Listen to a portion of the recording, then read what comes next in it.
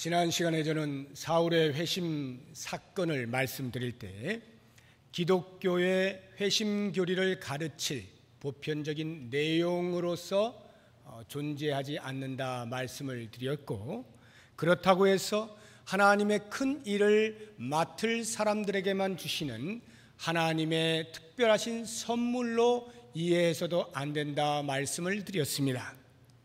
사울의 회심 사건은 오직 복음이 확산되는 과정에서 그 어떤 사람도, 그 어떤 힘도, 권력도, 사상도, 철학도, 심지어 박해조차도 그 길을 막아서지 못한다는 것을 증명하기 위하여 존재한다고 말씀을 드렸습니다.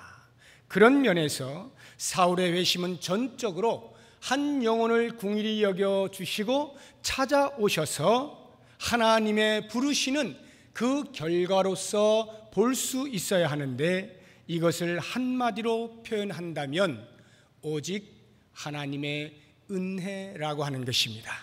그래서 오늘과 다음 주는 특별히 하나님의 은혜라고 하는 관점에서 사울의 회심 사건을 좀 더 구체적으로 살펴보고자 하는데, 오늘은 하나님의 은혜는 불가항력적이다 라고 하는 명제를 가지고 함께 생각을 해보도록 하겠습니다.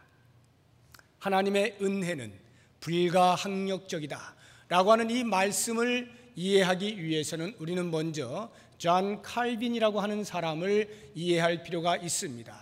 16세기 프랑스의 종교 개혁자인데, 프랑스 말로 요즘은 그렇게 많이 부릅니다.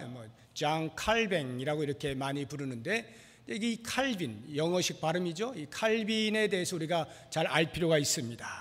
칼빈이 1509년 7월 10일에 태어났습니다. 그래서 올해가 그가 태어난 지 정확하게 500주년이 되는 해입니다. 그래서 전 세계가 그를 기념하여서 여러 가지 500주년 기념 행사들을 펼치고 있습니다. 우리나라도 예외가 아니어서 여러 가지 기념 학술제 등을 이미 개최하였고, 지금도 계속 여러 기관이나 교회들에서 개최를 하고 있습니다. 특히 지난 7월 10일, 그날은 우리 한국 안에 있는 여러 장로 교단들이 연합하여서 이 칼빈이 태어난 500주년 바로 그날을 기념하여 장로교의 날로 정하자 하여서 모든 교단이 연합해서, 장로교단을 말합니다, 장로교의 날로 정하고 함께 어떤 행사들을 진행을 해왔습니다.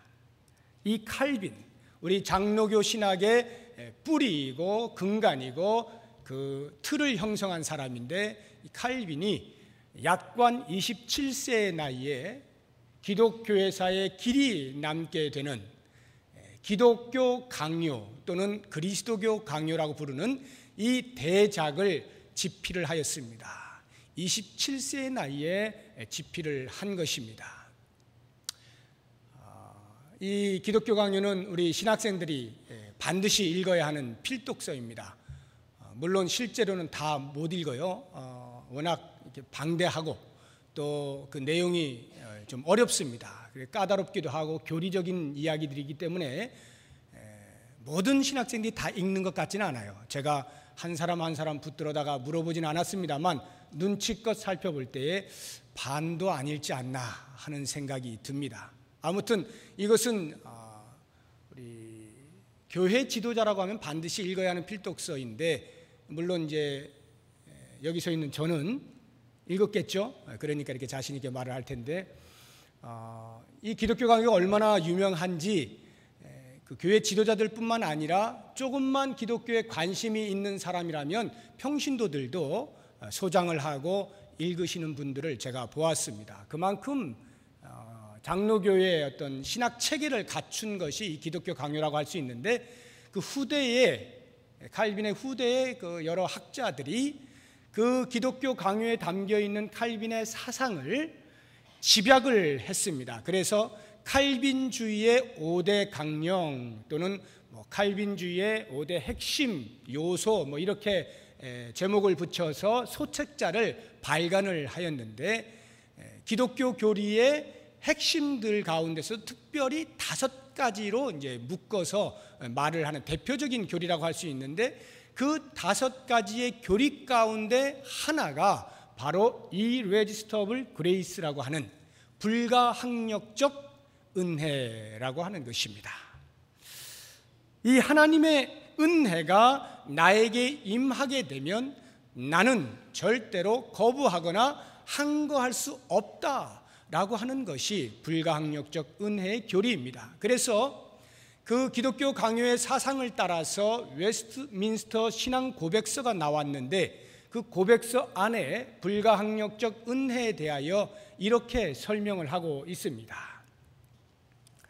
하나님께서는 생명으로 예정하신 사람들 모두를 그가 약속하시고 허락하신 시간에 그의 말씀과 성령에 의하여 그들이 본질적으로 처해 있는 죄와 죽음의 상태에서부터 예수 그리스도에 의한 은혜와 구원으로 유효하게 부르시기를 기뻐하신다.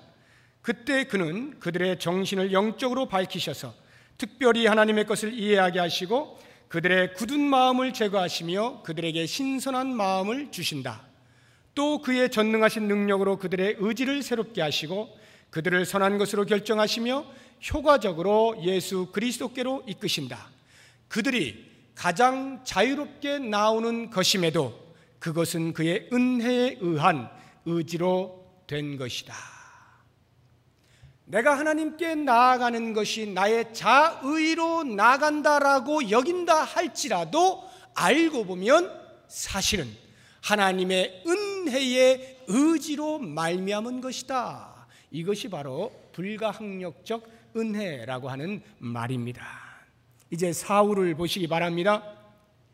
예수님께서 사울을 만나신 것은 사울에게서 얻을 만한 무엇이 있어서가 아니라 하나님의 전적인 은혜란 말이죠. 그런데 그 은혜가 사울이 자의적으로 거부할 수 있지 않다라고 하는 것입니다.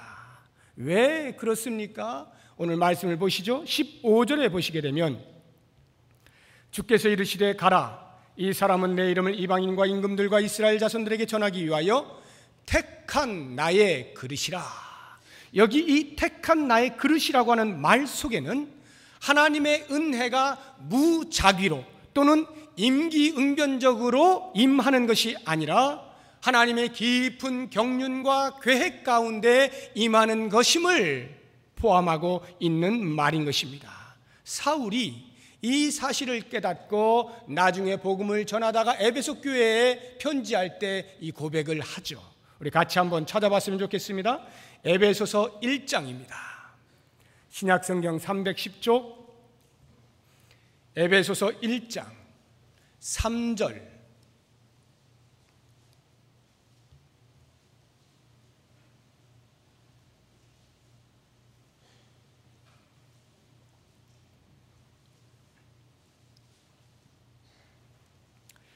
에베소서 1장 3절에서 5절까지 우리 같이 한번 한 목소리로 읽어보겠습니다.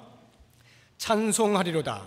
하나님 곧 우리 주 예수 그리스도의 아버지께서 그리스도 안에서 하늘에 속한 모든 신령한 복을 우리에게 주시되 곧 창세전에 그리스도 안에서 우리를 택하사 우리로 사랑 안에서 그 앞에 거룩하고 흠이 없게 하시려고 그 기쁘신 뜻대로 우리를 예정하사 예수 그리스도로 말미암아 자기의 아들들이 되게 하셨으니. 여기 4절을 보시게 되면 곧 창세 전에 그리스도 안에서 우리를 택하셨다고 고백을 하고 있는 것입니다. 무슨 말입니까? 우리가 태어나기도 전에 우리에게 임할, 우리를 향하신 하나님의 은혜가 이미 계획이 되어졌다, 이 말이죠.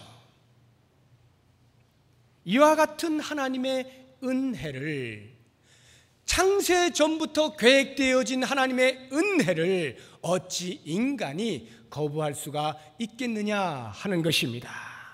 이제 사울의 회심 장면을 다시 한번 보십시오.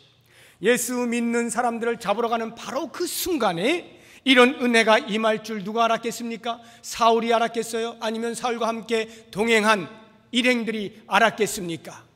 아무도 상상할 수 없는 일이 그들 앞에 임하게 된 것입니다. 그 일로 인하여서 땅에 납작 엎드려진 그 사울에게서 과연 그 닥친 은혜에 한거할 만한 어떠한 은혜를 찾아볼 수가 있겠습니까? 여전히 위협과 살기가 등등하여 예수 믿는 사람들을 잡으러 가는 그 사울의 모습을 과연 여기에서 찾아볼 수 있습니까? 그 선한 의, 그 자랑스러운 의, 뽐내고 싶은 의가 과연 어디에 있습니까? 오직 겁에 질린 양과 같이 그와 같은 모습만이 우리의 머릿속에 그려지는 이유가 무엇입니까? 이것이 바로 불가항력적 하나님의 은혜라고 하는 것입니다. 그러나 이제 우리는 이 사울의 회심 사건에서 하나님의 은혜를 보게 될 때에 조심해야 할 것이 하나 있습니다. 우리는 자칫 사울이 그 해보다 더 밝은 빛을 보았다거나 아니면 땅에 납작 엎드려져서 예수님과 대화를 하였다거나 아니면 가려졌던 눈이 갑자기 뜨게 되었다거나 등등의 이와 같은 기적적인 경험을 하나님의 은혜로 생각하기가 쉽습니다. 그러나 그것은 은혜가 아니라 은혜의 방편이요 도구일 뿐입니다. 기적 자체가 은혜는 아닌 것입니다. 그러면 진짜 은혜는 무엇입니까? 우리의 심령의 변화입니다. 사울의 완악한 심령을 깨뜨리시고 새롭게 하셔서 바꾸어 주시는 것이 하나님의 은혜입니다. 그래서 하나님의 자녀 삼으시고 거룩한 사명을 맡기시는 것, 이것을 가리켜 하나님의 은혜라 합니다. 바로 이 은혜를 위해서 어떤 사람에게는 이런 모양 이러한 사건으로, 어떤 사람에게는 저런 방법 저러한 방편으로 다가오시는 것 뿐인 거죠. 이 사실을 대변해주고 있는 성경상의 인물이 모세 당시의 이집트의 왕이었던 바로 아닙니까? 그의 눈앞에 펼쳐졌던 엄청난 기적들을 한번 생각해 보십시오. 한 번, 두 번 아니고 자그마치 10번씩이나 그의 눈앞에 버젓이 벌어졌던 기적들입니다. 그 기적들을 경험했음에도 불구하고 바로는 전혀 변할 기색을 보이지 않죠. 겉으로만 그 재앙을 벗어나고자 그런 척 했을 뿐 정작 아무런 반응을 보이지 않는 것입니다. 왜냐하면 기적 자체가 사람을 바꾸지 않기 때문입니다. 만약에 기적이 사람을 바꿀 수만 있다면 예수님께서 굳이 십자가에 못 박혀 돌아가셨을 리가 없죠. 예수님이 공생의 기간 동안에 얼마나 많은 사람들에게 얼마나 많은 기적들을 보여주셨습니까? 심지어는 죽은 자를 살리는 기적까지도 보여주셨지만 그러한 기적을 계속해서 보아왔던 바로 그 사람들이 그리스도를 십자가에 못 박은 것 아닙니까? 기적은 결코 사람을 살리거나 바꾸어내지 못하는 것입니다. 오직 사람이 바뀌는 것은 이와 같은 기적적인 체험이 아니라 그 사람의 마음에 다가오시는 하나님의 만지심이 있어야만 바뀌는 거예요. 하나님의 만지심, 성령께서 그 딱딱하고 굳은 마음을 부드럽게 해 주셔야만 바뀔 수가 있는 것입니다. 사울이 경험한 것이 바로 이것입니다. 그리고 이것을 가리켜 우리는 하나님의 은혜라 말하는 것입니다. 이제 구절을 한번 보시기 바랍니다. 지난 시간에 본 것입니다만 구절을 보면 이렇게 나오죠. 사흘 동안 보지 못하고 먹지도 마시지도 아니하니라. 우리 한글을 잘 보세요. 사흘 동안 보지 못하고 먹지도 마시지도 아니하니라. 그러니까 먹는 것 마시는 것 안 한 것은 사울의 자의적 결단, 자의적 행동입니다. 그러나 보지 못하는 것은 사울이 안 보기로 작정한 것이 아니라 누군가가 그 눈을 가리었다는 거죠. 타인이 거기에 있다는 것입니다. 18절을 한번 보십시오. 즉시 사울의 눈에서 비늘 같은 것이 벗어져 다시 보게 된지라 일어나 세례를 받고 음식을 먹음에 강건하여지니라. 거기도 보시면 세례를 받고 음식을 먹음에 강건하여진 것은 누가 한 것입니까? 사울 자신이 자기의 의지로 그렇게 한 거예요. 그러나 그 눈에서 비늘 같은 것이 벗어진 것은, 그래서 다시 보게 된 것은 자기가 한 것이 아니죠. 누군가가 그렇게 만들어 준 것입니다. 무엇을 말하고 있습니까? 사울이 하나님의 위대한 사도로서 그 엄청난 사역을 감당할 수 있었던 것은 사울 자신의 자의적 결단과 행동에 앞서 하나님의 하신 일이 있었기 때문이라는 것입니다. 그것을 가리켜 인간이 어찌할 수 없는 불가항력적 하나님의 은혜라 말하는 것입니다. 이제 이와 같은 사울의 회심 사건을 통하여 나타나는 하나님의 불가항력적 은혜를 상고하시면서 우리 각자 내 삶을 한번 돌아보시기 바랍니다. 나는 과연 어떻게 해서 하나님을 나의 아버지라 부를 수 있게 되었는가? 나는 과연 어떠한 경로를 통해서 예수 그리스도를 나의 주님이라 고백할 수 있게 되었는가? 과연 나의 신앙 고백에는 이와 같은 하나님의 은혜가 묻어 나오는가? 한번 생각해 보시기 바랍니다. 여러분 가운데 어떤 분은 이렇게 말씀을 하고 싶은 분이 계실런지 모르겠습니다. 나는 모태신앙이어서 나도 모르는 사이에 태어나면서부터 그렇게 들어왔고 습관적으로 심지어는 세뇌가 되어서 어찌어찌 하다 보니 그냥 이 자리에 와 앉아 있는 것이다. 이렇게 말씀하시는 분들 계실런지 모르겠습니다. 이 자리에 모태신앙인들 많이 계시죠? 불과 한 세기 전에는 거의 찾아볼 수 없는 현상이었습니다만 오늘날에는 하나님께서 놀랍게 복을 주셔서 우리나라에 모태신앙인들이 많아요. 그만큼 기독교 신앙의 뿌리가 깊이 내려지고 있다, 이런 말입니다. 자, 이 모태신앙인들 가운데에는 그 부모님들의 믿음의 그 유산을 가지고 훌륭하고 반듯하게 부모님들보다 더 멋진 신앙생활을 하시는 분들이 상당히 많이 있습니다. 그것이 당연한 것이고 정상이죠. 그런데 아주 간혹 가다가 보면 그렇지 못한 경우를 보게 됩니다. 제가 이것을 언어 유의적으로 말하면 우리 모두가 다 잘 알고 있는 것인데, 모태신앙은 모해신앙이다, 이렇게 말하지 않습니까? 이해가 되십니까? 모태신앙은 엄마 뱃속에서부터 태어난 그 신앙은 I cannot do this, I cannot do that. 나 이거 못해, 나 저거 못해, 난 아무것도 못해. 모태신앙이라는 거예요. 그런 사람이 간혹 있다, 이런 말이죠. 이건 이제 언어 유의적으로 웃자고 하는 말입니다만 실제로 그런 경우들이 없지 않죠. 이런 분들 가운데에는 자신의 신앙이 그렇게 미지근하게 된 것에 대하여서 그 책임을 부모에게 전가하려고 하는 사람들이 있는 것을 보게 됩니다. 나 스스로의 결정에 의해서가 아니라 부모에 의해 마지못해서 얻게 되어진 신앙이기 때문에 그렇다는 것이죠. 그래서 그런 분들 가운데 심지어는 막 억울해하는 분들도 계셔요.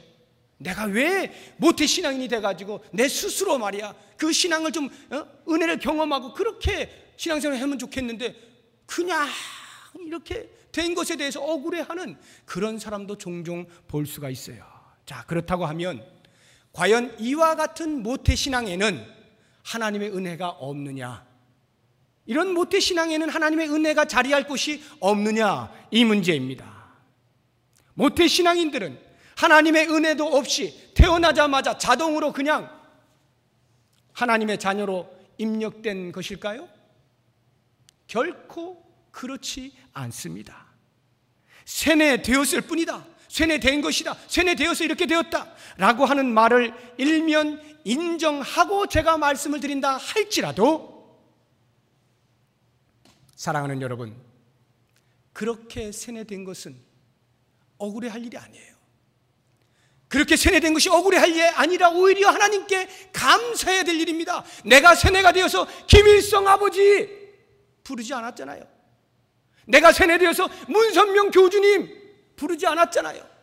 내가 세뇌되어서 하나님을 아버지라 부를 수 있게 되지 않았습니까? 그렇게 세뇌된 것이라면 100번을 세뇌당해도 1000번을 세뇌당해도 오히려 감사한 것이죠. 무슨 말입니까? 하나님께서 세뇌를 시켜가면서까지라도 하나님 아버지 당신의 품 안으로 데리고 들어오게 하시는 그 하나님의 은혜가 그 자리에 있었단 말이에요. 모태신앙인들에게는 세뇌를 시켜가면서까지라도 하나님의 자녀 삼으시는 하나님의 놀라운 은혜가 그 자리에 있는 것입니다. 그 은혜 때문에 지금 내가 빌빌거리고 있는 것 같아도, 그저 그렇고 그런 뜨뜨미지근한 그런 신앙을 하고 있는 것 같아도 사실은 내가 그 신앙의 자리에 와 앉아 있는 것입니다. 부모를 통해서, 부모의 신앙을 통해서 만나주신 하나님의 은혜, 바로 그 은혜를 볼 수 있어야 하는 거예요. 바로 이와 같은 은혜가 나에게 체험되어질 때 더 이상 I cannot do that, 모태 신앙이 되지 않는 거죠. 여러분, 그러므로 모태 신앙이라고 해서 마치 할 수 없이 끌려다니는 듯한 자신의 그 무기력한 신앙을 삼지 마시기 바랍니다. 모태신앙에 담긴 하나님의 불가항력적인 은혜를 묵상해 보시기 바랍니다. 그렇게 해서라도 나를 부르시고 만나주신 하나님의 은혜를 생각할 때 어찌 내 마음속에 감사와 감격이 터져나오지 아니할 수가 있겠습니까? 그 은혜를 깨달은 사람은 더 이상 부모의 그늘 아래서 근근히 신앙생활의 명맥을 유지하는 것으로 만족하지 않습니다. 부모의 체면 정도 세워주는 그러한 것을 신앙생활의 목적으로 삼지 않게 되는 것입니다. 오히려 부모의 신앙을 유산으로 삼아 그 신앙을 더욱 발전시키고 더 진실되고 더 헌신되고 더 성실한 신앙의 삶을 살고자 하게 될 것입니다. 이것이 바로 하나님의 불가항력적인 은혜를 깨달은 자의 마땅한 태도인 것입니다. 이 자리에 전부 모태신앙인들이 아니니까요. 이제 또 다른 경우를 한번 생각해 보시죠. 혹시 친구의 권유에 의해서 나오신 분 계실 수 있습니다. 아니면 누군가에 의해서 전도를 받아서 한번 나와봐야겠다 마음을 먹고 나오신 분들 계실 것입니다. 몇 날 며칠 다녔지만, 몇 주 몇 달을 다녔지만 기독교가 뭔지 전혀 알지 못한 채 그냥 한번 계속 다녀보고 있다, 이렇게 생각하고 나오신 분들도 분명히 계실 것입니다. 또는 내가 지금 당하고 있는 이 환경이 너무나 어려워서 도저히 힘들어가지고 이 심리적인 불안감을 어찌할 수가 없어서 한번 교회 나오면 좀 안정을 얻을 수 있을까 하여서 나오신 분도 계실 수 있습니다. 여러 가지 세파에 시달리다가 도저히 빠져나갈 구멍을 발견할 수가 없어서 지푸라기라도 잡는 심정을 가지고 나와 앉아 계신 분도 계실 수 있습니다. 그래서 기독교가 무엇인지 전혀 모르지만 아무튼 내 나름대로 가지고 있는 어떤 생각들, 내 나름대로의 목적을 달성해보고자 그냥 앉아 있을 수 있습니다.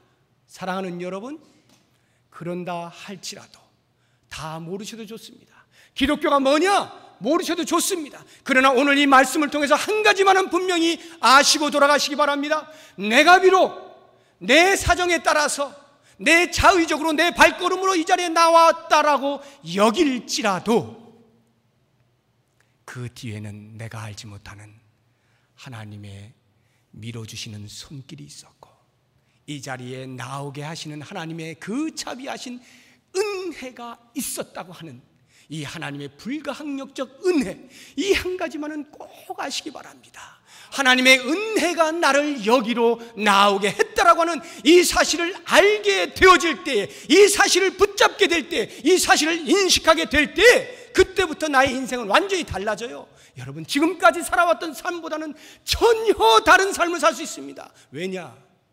그것을 깨닫게 되는 순간에 인생을 사는 목적이 무엇인지 알게 되는가? 내가 왜 사는가? 나의 이 삶의 의미는 무엇인가 하는 것을 하나님의 은혜를 바라보는 순간에 다가오기 때문에 그래요.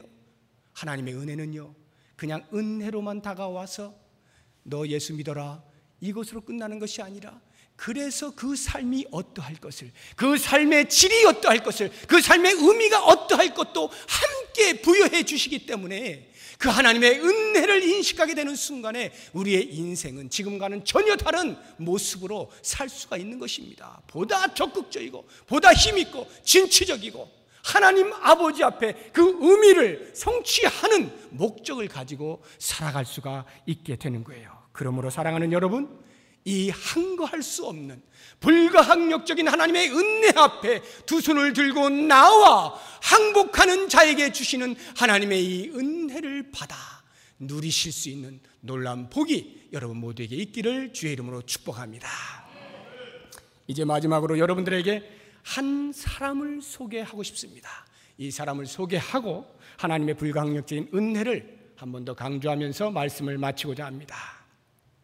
누군가 하면 삼척동자도 다 아는 우리나라 사람인데 고재봉이라고 하는 사람입니다. 아시죠? 고재봉.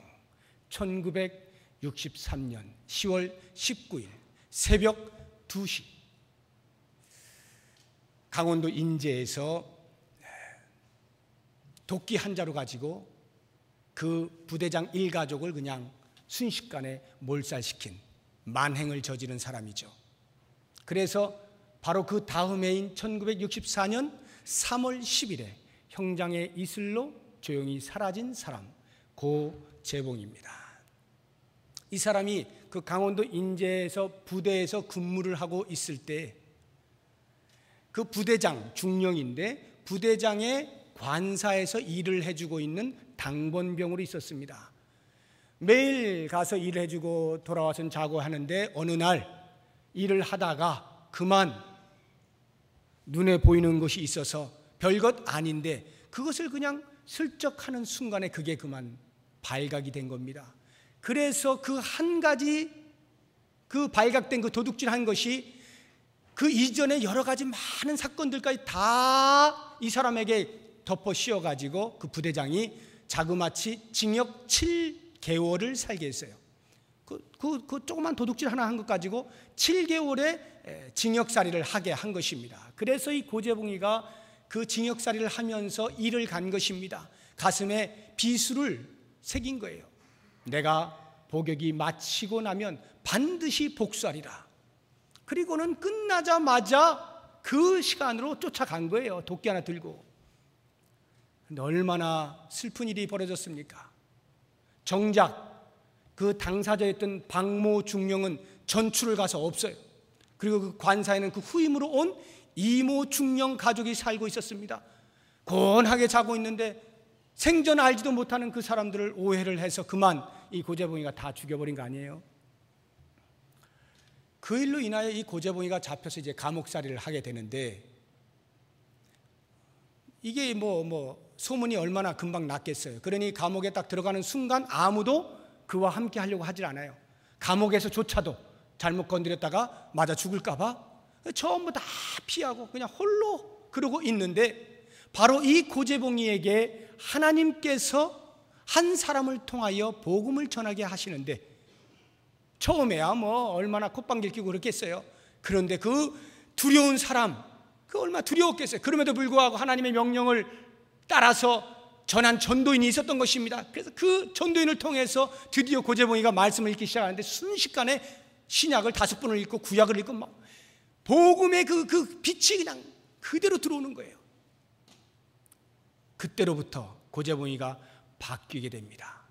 이 사울의 회심 사건 같이 표현을 하자고 한다면 예수님께서 고재봉이를 만나 주신 거예요. 그 감옥에서 만나 주신 거예요. 그래서 그때로부터 이 사람이 바뀌어서 5개월도 채 못 사는 그 짧은 기간 동안에 그 감옥에 있던 약 2,000명의 죄수 가운데 1,800명을 예수님께로 돌아오게 만드는 놀라운 역사를 일으킵니다. 시대의 살인마가 전무후무한 전도인이 되어서 비록 사형을 당하긴 하였지만 찬송을 부르면서 내가 웃을 때 총을 쏴라 하늘로 올라가는 귀한 영광을 맛보게 된 거예요. 바로 이 고재봉. 여러분 한번 생각해 보십시오. 어떻게 그 짧은 시간에 그 많은 사람들을 회심시킬 수 있었을까? 저는 이렇게 생각해 보았습니다. 고재봉이기 때문에 가능하다. 내가 만약 들어가서 했다면 택도 없었겠다. 왜요?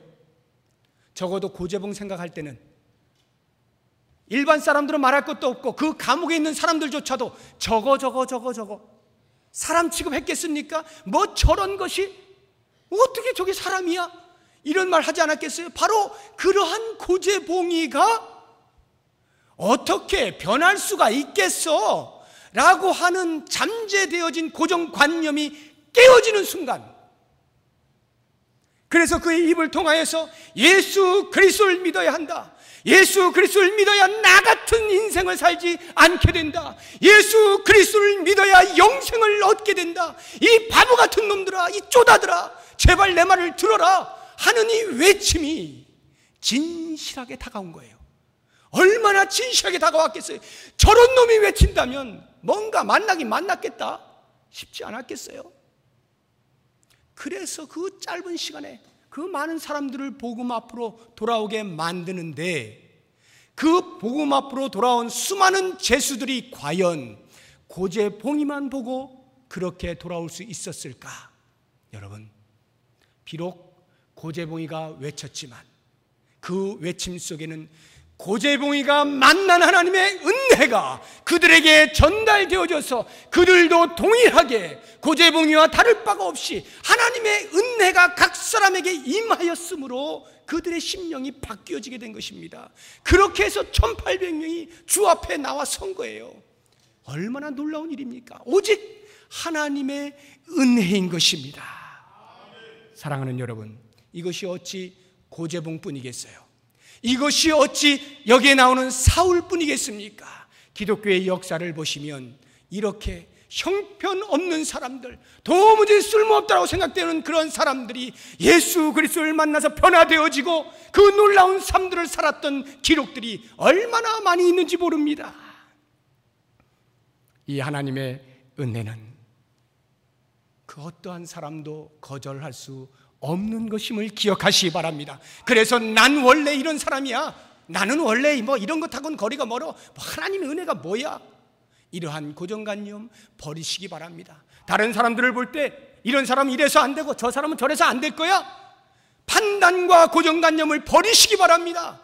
내가 변하지 아니하는 것은 내가 원래 그런 사람이기 때문이 아니에요. 저 사람이 변하지 아니하는 것은 저 사람이 원래 그런 사람이기 때문이 아닙니다. 오직 변하지 않는 이유는 한 가지인데, 하나님의 은혜를 만나지 못했기 때문이에요. 하나님의 은혜가 닿기만 하면 바뀔 수 있는 것인데 그 은혜가 없어서 그 모습으로 살아가고 있는 것뿐인 것입니다. 그러므로 사랑하는 여러분, 하나님의 은혜가 닿기만 하면 누가 되었든지 하나님의 사람으로, 그리스도의 사람으로, 성령의 사람으로 바뀌어지는 이 놀라운 은혜를 기억하시면서 하나님의 불가항력적인 이 은혜 앞에 서실 수 있기를 바랍니다. 이제 마지막으로 부탁을 드립니다. 우리 모두가 이 하나님의 엄청난 불가항력적인 은혜를 경험할 수 있기를 소망한다면 이제 이렇게 기도하십시다. 오 주님, 나에게도 그 은혜를 임하여 주옵소서. 내가 그 하나님의 불가항력적인 은혜 앞에 설 수 있게 하여 주옵소서. 이미 나에게 임한 그 하나님의 은혜를 볼 수 있는 눈을 열어 주시옵소서. 내가 오늘만이 아니라 내일도 모레도 순간순간 매일매일 내가 이 땅을 사는 동안 마지막 순간까지 그 하나님의 은혜 앞에 침잠하여 살아갈 수 있게 하여 주옵소서. 이러한 기도를 드릴 수 있기를 바랍니다. 한 걸음 더 나아가 내 주변에 있는 사람들을 보고 또 이렇게 기도할 수 있으면 좋겠습니다. 하나님, 내가 그 은혜를 깨달았는데 내 주변에 그 은혜가 필요한 사람이 얼마나 많이 있는지 모르겠습니다. 그 사람들에게 내가 받은 은혜를 나누어 줄 수 있는 담력과 믿음을 허락하여 주옵소서. 그 사람들을 내가 먼저 판단하지 아니하고, 내가 먼저 고정관념을 가지고 판단하지 아니하고, 오직 하나님의 은혜가 닿기만 하면 변할 수 있다는 그 믿음을 가지고 그들에게도 내가 받은 은혜를 나눌 수 있게 하여 주옵소서. 이와 같은 기도가 우리의 삶이 되어지고 우리의 소망이 되어지고 우리의 기대가 되어질 수 있기를 주의 이름으로 축복합니다. 기도하겠습니다. 하나님 아버지, 하나님을 아버지라 부르는 것, 이것이 하나님의 은혜인 것을 왜 지금까지 몰랐습니까? 오 주여, 이제는 그 은혜 놓치지 않게 하여 주시고 그 은혜를 사모하는 마음 가지고 엎드릴 때 주여 매일같이 순간순간 은혜를 부어 주시옵소서. 은혜를 받은 자로 이 땅을 살아갈 때에 하나님의 은혜가 나를 이렇게 바꾸어 놓았다 고백하며 간증하며 그 은혜가 필요한 자들에게 나누어 줄 수 있는 복의 통로가 되게 하여 주시옵소서. 예수 그리스도의 이름으로 기도드립니다. 아멘.